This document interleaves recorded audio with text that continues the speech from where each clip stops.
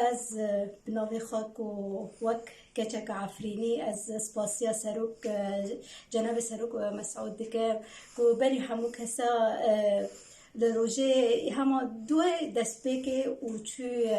آلیکاری و بریار داک و آلیکاری برایت خواهی رخی عفرینه بکن و اجی وک کشک مستقل حس کر اجی برایت خوا یه دزگه خیرخوازی برزانی بسکنم و آلیکاریش بو خلکی خوار ویره کن بکن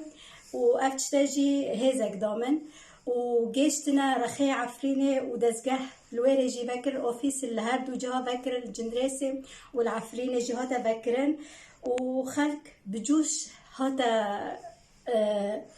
بیش وازیا اف کسید ما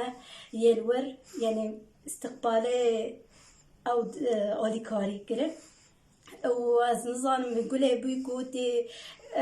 رام مرصد گوتن رامي عبد الرحمن تجاهل کریاب شتابل نراستا چونکه خلقی مای وره هاتن پیشه و کیف خوشی او چتا ورگرتن و بجوش و کلاگیری سپاسیا سروک مسعود دکرن و دزگاه خیرخوازی جی و مصداقي يعني نينا دف رامي عبد الرحمن كو تشناجيشتي ور چونكه هندك مروفه ملور هنا بحثي كرن كوتي ده جيشتا دسمه و امي جيانا خا قربت ابتنگاي در باز دكن اما لي يعني بختيكو براي